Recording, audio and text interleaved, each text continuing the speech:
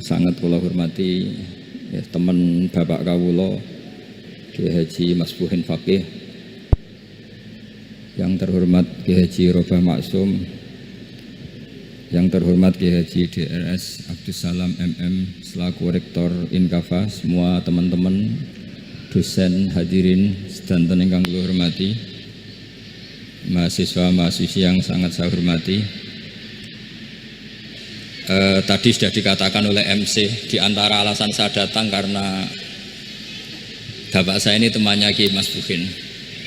Itu salah, memang bukan di antara ya, karena itu memang. Tuh, kalau di antara ini sembrono.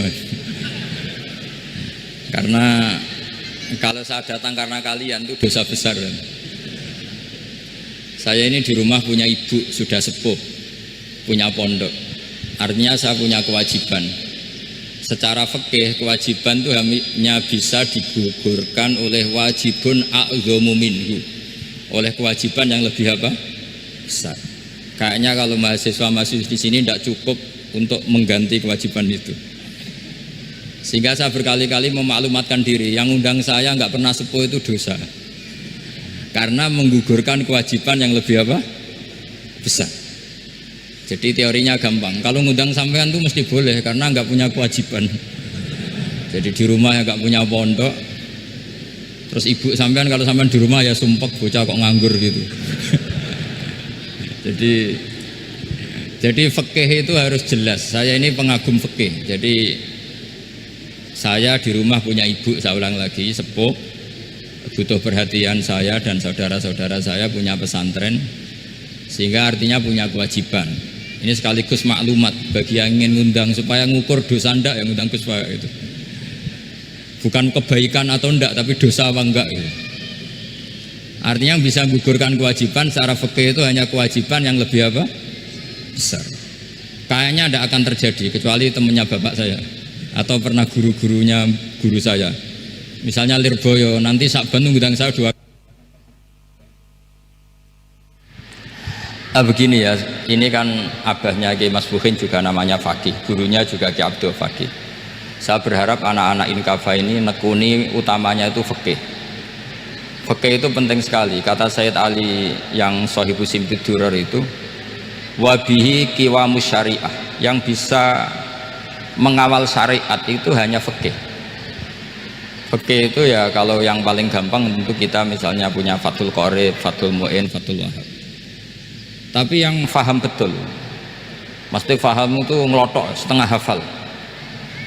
Jangan bawa kitabnya tok, sementing sekian semester terus selesai. Itu sama-sama dosa, itu dosanya ya dosa, mahasiswanya juga dosa. Karena sudah terlanjur sarjana agama, ternyata nggak bisa, itu kan mendingan tidak sarjana agama. Itu saya tak cerita sama Kiai Robah, itu ada fatwa Kiai juga wali. Suatu saat ada penyanyi dangdut top terkenal di Indonesia itu nyanyi dangdut, ya penyanyi ya dai, entah itu hakikat entah majaz tidak tahu. Itu Kiai itu fatwanya lucu. Kalau kamu datangi dia pas main dangdut masih saya beri izin, tapi kalau datangi dia pas pengajian itu tak larang kata. Kan santrinya jadi eskal, ini pas pengajian dilarang, pas dangdutan kok malah dapat izin. Tapi bukan berarti halal ya, dapat izin. Dapat izin kan potensinya bisa karena dilarang lah ya tetap belerot. Terus suatu saat si santri ini setengah wali, tidak wali tapi setengah. Lama-lama itu memahami gurunya, ternyata sirinya begini. Kalau seorang penyanyi yang tidak pernah ngaji kemudian ngomong agama, itu potensinya itu fadallu wa adallu, sesat dan menyesatkan. Tapi kalau dia sedang nyanyi dangdut, penyanyinya cowok loh, sama jangan bayangkan dangdut putri, enggak, itu cowok sudah tua lagi. Jadi potensi halalnya ada lah maksudnya untuk, tapi tidak alat musiknya, orangnya. Tapi kalau dia nyanyi itu paling dosanya hanya nyanyi. Saya ulang lagi, murid tadi akhirnya paham kalau datangi pengajian itu artinya ikrar kalau dia seorang dai atau seorang yang layak ngomong apa? Agama. Itu lebih bahaya karena kita santri, apalagi kita doktor atau MM, terus ngekrori orang yang nggak jelas asal usulnya. Tapi kalau nyanyi kan nyanyi saja, sehingga itu menjadi fikih. Bahaya terbesar dalam fikih adalah apa? Mengkaji fikih tidak dari ahlinya.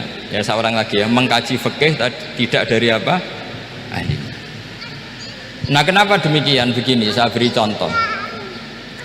Ilmu fikih itu tentu pertama dari Rasulullah SAW, kemudian bersanad sampai kita atau kita sampai Rasulullah. Itu ngalami sekian ijtihad yang tidak mudah. Saya beri sekian contoh. Dulu Imam Syafi'i itu sukanya sama guru yang miskin, ya karena rata-rata santri juga miskin, jadi mesti ngidolakan guru yang miskin, karena sesama miskinnya harus berkoalisi. Tapi akhirnya gurunya Imam Syafi'i itu miskin sekali, namanya Muslim bin Khalid Az-Zanji itu miskin, Sufyan As-Tsauri miskin, Sufyan bin Uyainah miskin. Setelah ngaji di Medina itu Imam Malik itu kaya, pas itu Imam Malik sudah kaya. Setiap ketemu Imam Syafi'i dikasih uang. Sampai ketika Imam Malik itu bilang, kamu sudah alim, ilmu saya sudah habis, kamu ngaji sama yang lain. Sama siapa? Kata Imam Malik, orang yang sealim saya sudah meninggal, namanya Abu Hanifah, tapi dia punya murid namanya Muhammad bin Hasan Asy-Syaibani, kamu ke sana. Terus Imam Malik datang ke Baki. Dulu Baki itu pasar rental, ya Grab lah kira-kira sekarang itu. Mengumumkan siapa kafilah yang mau ke Irak. Kita ya Imam Malik, dibayari sama Imam Malik, ini yang antar ke Irak, ke Muhammad bin Hasan Asy-Syaibani. Imam Malik mulai ngeper, guru saya yang miskin tidak pernah nyangoni, guru-guru saya yang kaya sering nyangoni. Mulai memasalahkan kiai miskin gitu, kira-kira seperti itu, mulai masalah gitu. Setelah datang ke Irak di Muhammad bin Hasan Asy-Syaibani itu si Muhammad bin Hasan Asy-Syaibani itu kalau ngitung uang itu di meja tamu. Jadi punya emas lantaan, punya uang, kira-kira kalau Indonesia punya rupiah, punya dolar, dihitung itu di ruang tamu. Kata Imam Syafi'i, saya dengan Imam Malik saja nggak serik, ini lebih kedonyan lagi kiai. Ngitung uang itu di ruang tamu. Terus akhirnya si Muhammad bin Hasan Asy-Syaibani ini ahlul usul, dia pakar usul. Kamu heran sama saya? Iya, kiai kok kedonyan, dia ngomong gitu. Tapi kata Muhammad bin Hasan Asy-Syaibani, kalau kiai tidak boleh kaya, itu tak kayak wong fasik, ben gue demenan, gue mabuk. Oh jangan, nanti dipakai maksiat. Tengjenengan mawon kersane digetoat, berarti kiai oleh sugih, pun angsal-angsal. Semenjak itu jadi satu fikih bagi Imam Syafi'i. Ternyata kalau mengharamkan kiai sugih berarti membolehkan yang fasik sugih. Kalau yang fasik sugih bisa dipakai i'anah alal maksiat. Semenjak itu mindset pikiran Imam Syafi'i rubah. Saking rubahnya sampai beliau berpendapat orang bisa beli Alphard, kok beli carry itu haram. Bisa jadi bupati kayak Pak Roba, kok jadi RT haram. Pokoknya gitu. Bisa keren Kak Gus Bak, kok jadi orang pendengar haram. Pokoknya haram terus. Karena dalil beliau al-Islam ya'lu wala yu'la alaih. Coba sampean ridho misalnya jadi orang Gresik dipimpin orang yang nggak sholat, ridho ndak? Ndak. Atau sholat tapi nggak bisa ngaji, ridho ndak? Ketika yang bisa ngaji berpotensi jadi bupati, terus keterusan. Karena Imam Syafi'i keterusan, ya umatnya keterusan. Akhirnya orang-orang Syafi'i itu politikus rata-rata. Ya makanya sama jangan kaget sama Barubah. Kakak saya wakil bupati dulu. Putranya Mbah Mun ada yang wakil apa? Gubernur. Dulu Gus Wahid ya menteri agama. Itu asal usul dari perubahan fikih, mindset, cara berpikir Imam siapa? Syafi'i. Jadi dulu itu fikih ditemukan itu jelimet, ada perdebatan. Itu tidak hanya pada level ulama, pada level Nabi pun ada perdebatan. Jadi jangan kira Nabi itu tidak debat, ya debat. Nabi itu asal seangkatan itu mesti debat, termasuk debat dengan malaikat. Jadi kalau perlu ya debat sama apa? Karena malaikat itu kan lugu itu gak iso mikir. Karena kalau malaikat iso mikir bisa jadi rektor. Nanti kasihan Pak Salam itu. Malaikat gak boleh jadi rektor. Malaikat Israel itu gak tahu etika. Jadi beliau ketika mau membunuh, mencabut nyawanya Ibrahim datang Ya Ibrahim, saya ini disuruh nyabut nyawa kamu. Kata Ibrahim, wah kamu itu pasti salah. Kamu tahu saya siapa? Saya ini Khalilur Rahman, kekasih Allah. Masa kekasih membunuh yang dikasih? Ini enggak benar, logika itu enggak benar. Pasti kamu salah. Karena Israel itu tidak bisa debat. Ketika ditanya, hal ra'aita khalilan yumitu khalilah, masa kekasih membunuh yang dikasih? Saya ini Khalilur Rahman. Masa Allah mencintai saya kemudian membunuh saya? Itu logika agak benar. Tidak, keliru, kamu itu keliru. Israel akhirnya terbang lagi. Ya Allah, katanya logika saya ini salah. Karena masa kekasih membunuh yang dikasih? Karena Israel nggak pernah sekolah, nggak pernah sekolah, nggak bisa dia jawab. Akhirnya diajarin Allah. Dah kamu bilang gini ke Ibrahim, hal ra'aita khalilan yakrahu ayyalqa khalilah. Masa kekasih tidak siap ketemu yang dikasih? Dibalik logikanya. Akhirnya datang lagi ke Israel, kata Allah begini, masa jenengan kekasihnya tidak siap ketemu yang kau kasih? Oh ya ya, oke, mati gak apa-apa. Jadi ilmu itu ngalamin perdebatan. Jadi saya datang murni karena Kiai Masbuhin, bukan karena MC. Itu dosa besar kalau saya datang karena MC. Karena saya punya kewajiban yang lebih besar. Jadi yang bisa mengalahkan adalah a'dzama minhu, yang super besar kira-kira gitu. Karena jelas ada riwayat inna min abaril birri silatar rajuli ahla wuddi abih. Ya, inna min abaril birri silatar rajul ahla wuddi abih. Di antara kebaikan yang sangat baik adalah seseorang menyambung teman bapaknya. Padahal sampean kan nggak mungkin teman bapak saya. Teman saya aja nggak mungkin, nggak level apalagi bapak saya kan. Jadi malah mohal itu. Jadi ilmu itu harus mengalami satu gesekan, karena logika itu bisa dibalik.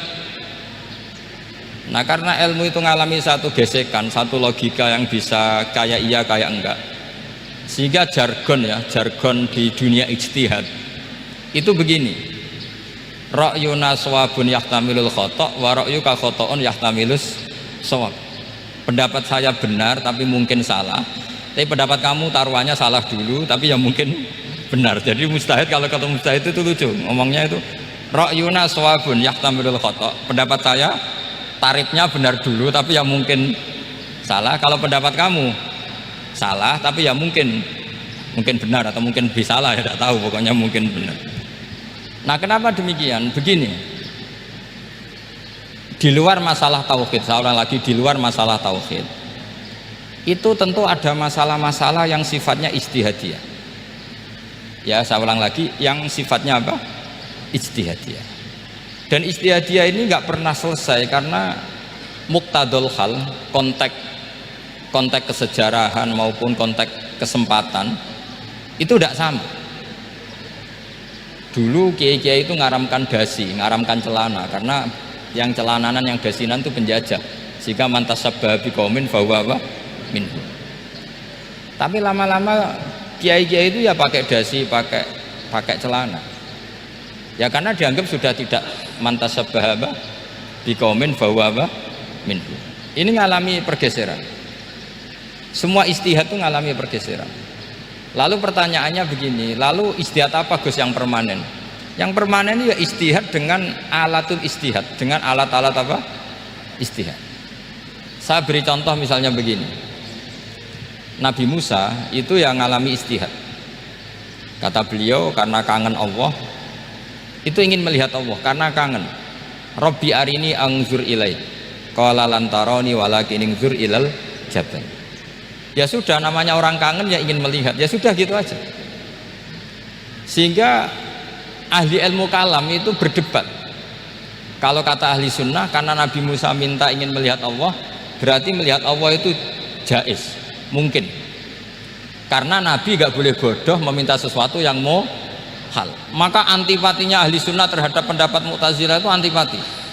Karena menurut pendapat Mu'tazilah Allah itu qadim, Allah itu laisa kamislihi syai'un, sehingga gak bisa dilihat. Pertanyaannya adalah berarti Nabi Musa meminta sesuatu yang mohal, itu bodoh sekali sampai gak tahu mana mohal mana apa jaiz. Makanya kata Imam Ghazali, masa Nabi Musa yang Nabi gak tahu kalau melihat Allah itu mohal sampai minta, berarti nganggap itu jais atau boleh. Itu cara pandang orang-orang ahli sunnah apa? Wal jamaah. Tapi tetap saja sebagian ulama itu ya balelo, yang kayak Mu'tazilah itu ya balelo. Cara berpikir pokoknya itu karena kangen, bukan karena mungkin atau tidak mungkin. Jadi nggak mungkinnya tetap tidak mungkin. Terus mereka dalil la tudrikul absar wa huwa yudrikul absar. Nah, sudut pandang ini akan terus. Ada seorang wali ditanya, kalau kamu di surga ingin melihat Allah apa enggak? Jawabnya enggak. Kenapa aja? Kasihan Allah. Terus kenapa aja? Unazzihu dzalikal jamala an nadhari misli. Saya tidak ridho Allah yang hebat, yang keren, kemudian sing delok di rumah aku wong gresik. Koyok gak ngergani pangeran.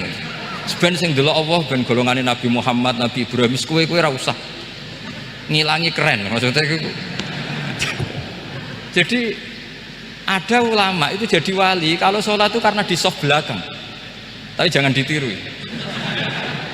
Itu kan nggak lazim ya, lazimnya kan afdhalus sufuf tak soful awal. Ketika ditanya kenapa kamu kalau sholat di belakang, cek GR koyok wani suwan pangeran gue ngarep, aku sungkan berarti gue gurih lagi.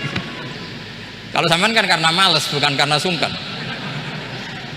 Jadi itu artinya rasa ya, makanya nggak bisa, nggak ada ijtihad itu tidak mungkin karena perasaannya orang itu beda-beda.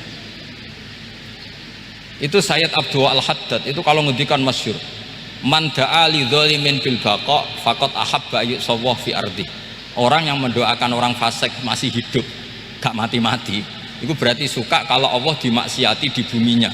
Wong fasik kelakuannya rak maksiat, nak mbok dongakno mari itu berarti kamu ingin Allah didurakani terus menerus karena si fasik masih hidup. Tapi kalau Abdul Hasan As-Sadili cara ngendikan gini, kalimatnya persis, man ahabba alla yusawwahu fi ardi faqad ahabba alla tadhara maghfiratuh. Orang yang ingin dunia ini steril gak ada maksiat maka sama saja berkeinginan tidak melihat luasnya maghfirahnya Allah. Sama-sama wali besar tapi cara pandang hubungannya dengan Allah seperti itu. Jadi mau tidak mau ijtihad itu mau tidak mau. Makanya tidak usah dipertentangkan misalnya cara berpakaian, cara apa, yang penting sesuai aturan Islam ya sudah. Karena ini urusan rasa. Urusan apa? Rasa. Itu Syekh Hasan Basri itu sering jagongan sama Robiah Hadawiyah. Itu secara fikih salah. Tapi pas itu ulama fikih ditanya, kenapa Anda tidak komentar terhadap dua wali besar yang sering ketemu? Andai kan semua santri seperti itu akan saya halalkan, kata. Karena nggak mungkin punya nafsu. Sehingga fikih dulu memang masih asli. Kamu lihat di takrib misalnya, lelaki melihat perempuan itu nggak boleh kecuali sekian alasan. Termasuk boleh itu litaklim karena mengajar atau lil muamalah. Ini yang mulai masalah.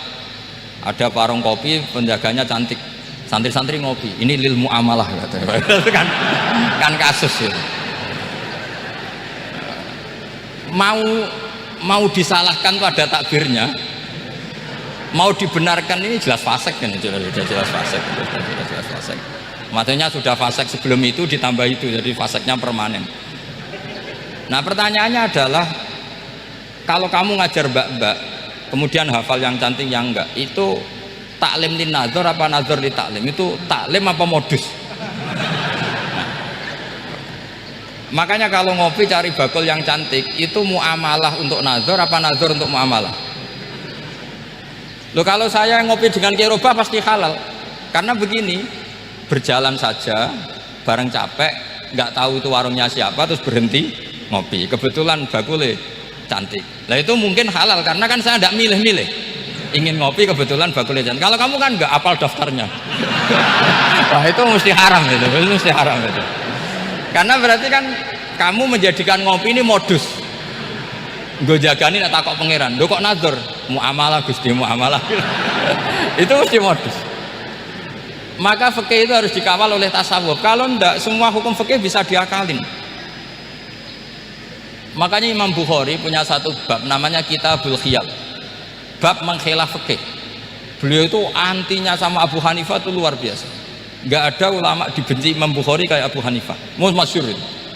Untungnya beliau nggak menangnya Abu Hanifah. Kalau menangi geger terus ya. bisa bahsul masail terus. Itu Abu Hanifah itu ulama yang suka khilah. Khilah itu ngerekayasa hukum. Misalnya begini, saya ini puasa agak lemes, ujian agak lemes, apalagi kiai serawati di duit, santri beling-beling lemes ini. Apa mangan ini kan, wah poso-poso kok mangan kan gak keren. Supaya saya bisa makan dan halal, saya bisa ngajak Kiai Robai jalan-jalan, jalan-jalan nyari yang jarak 2 marhalah, ya sudah, terus bisa makan. Kalau ditanya Allah kok makan, musafir. Jadi bolehkah insya'us safar menciptakan pergi demi untuk supaya boleh iftar? Boleh enggak cara jenengan? Coba kok enggak boleh, alasannya apa? Kan pergi. Perginya juga enggak maksiat. Itu khilaf. Tapi Sayyid Muhammad, Abuya Sayyid Muhammad, Muhammad bin Alawi, Sayyid Muhammad itu membela Abu Hanifah. Artinya membela jangan semua khilaf itu diharamkan. Karena itu cara, saya ulang lagi, karena itu cara untuk mengawal bahwa hukum Allah itu luas. Karena kalau nggak ada khilaf itu ya kita kesulitan. Kita kesulitan. Misalnya begini, ini penjelasannya, makanya kita harus sering mendengar. Saya itu dulu masih sangat fikih itu protes, kenapa ada poluan polisi wanita?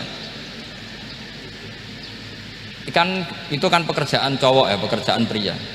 Tapi setelah mendapat penjelasan dari polisi itu alasannya masuk akal, Gus.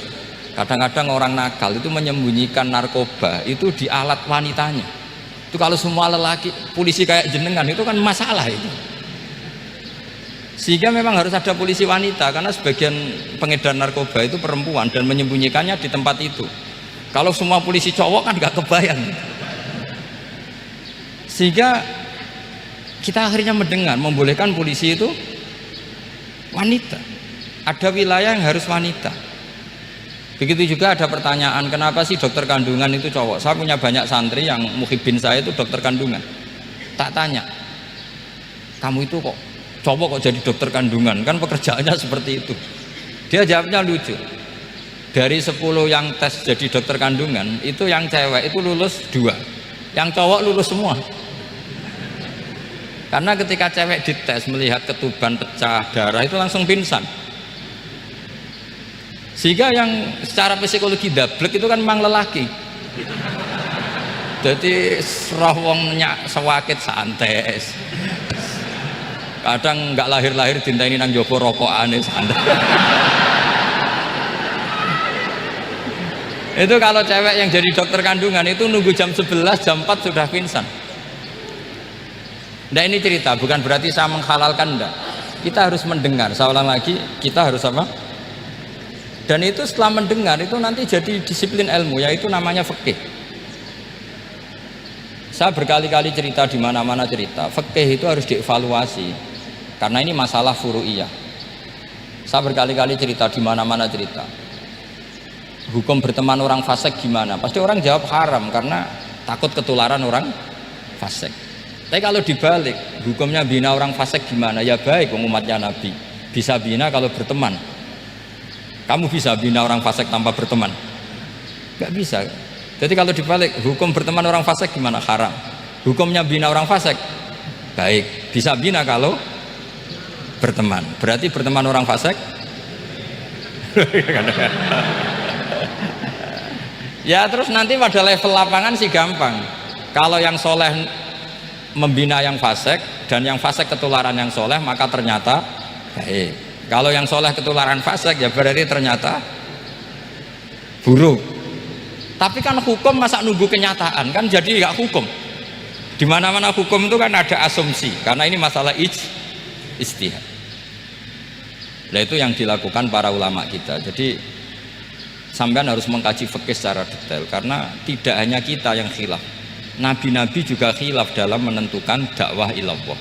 Wali-wali kita kayak Abdul Hasan Asyadili sama Sayyid Abdul Al-Haddad itu juga khilaf.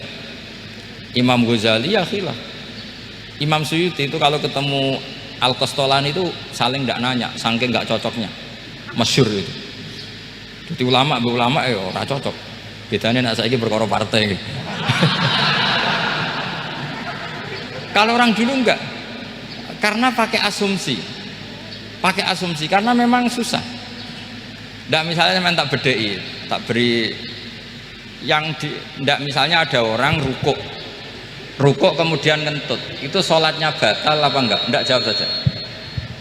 Enggak, orang sholat kemudian pas rukuk kentut atau kelihatan auratnya, sholatnya batal apa enggak?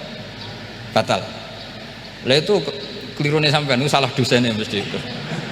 Pertanyaannya gini, yang dikatakan sholat itu kan aqwalun wa af'alun muftatahatun bitakbir muftatamatun bitaslim. Lalu ketika sampai rukuk apa sudah namanya sholat? Jika kamu katakan batal, namanya sholat aja belum kok sudah kamu katakan batal itu.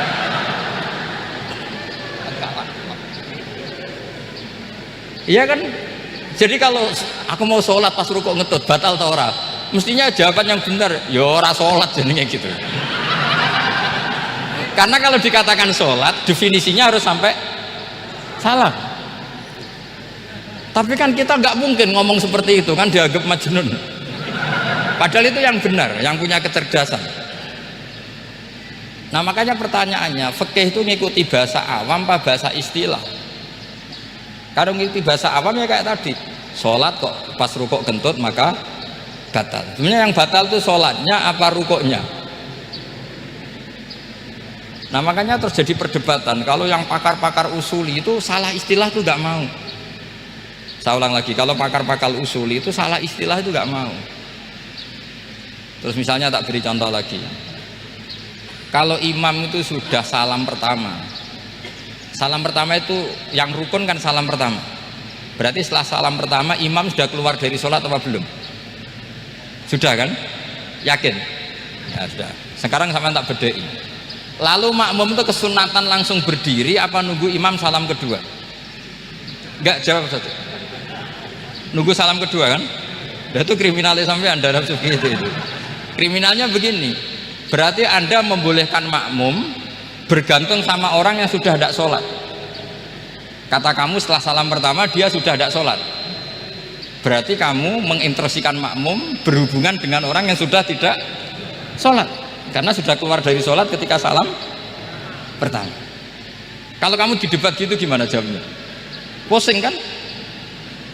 Berarti robtul makmum bisolatiman sing wis laisa fi sholatin, berarti menggantungkan sholat sama orang yang sebetulnya sudah tidak sholat. Ada yang jawab, sebagian ulama fikih tetap disunatkan menunggu salam kedua, karena salam kedua itu masih paket meskipun tidak rukun, dia paketnya selesai. Tapi selalu pertanyaannya gini, lalu setelah salam pertama itu imam masih sholat gak? Sudah sama pernah dijawab tuh. Nah ini pentingnya bodoh, gak mikir. Jadi makanya bodoh itu barokah karena gak mikir. Jadi soalnya Rabbana ma khalaqta hadza apa batila. Sing bodoh ya barokah, sing pinter ya barokah. Sing ora barokah maksiat. Wis ora ono barokah blas. Maka kan fikih itu seperti itu. Jadi ada disiplin, di situ ada disiplin ilmu. Yang kadang kita tidak cocok. Makanya Imam Syafi'i sendiri ngendikan, kadang beliau dengan gurunya, dengan Imam Malik sampai ngarang ikhtilafu Malik. Beliau punya data yang beliau itu sedang nggak sama dengan gurunya, yaitu Imam siapa? Malik. Karena mindsetnya itu beda.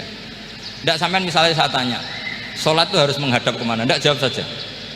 Kiblat kan? Ukurannya apa coba? Namanya madhep. Wajah apa dada? Imam Syafi'i milihnya dada. Sekarang praktekkan dalam dialog keseharian. Saya jagungan sama Kiai Robah seperti ini, terus wajah saya begini, madep enggak? Nah itu masalah. Terus pertanyaannya, madep dengan dada itu fi sholat apa fil qiyam?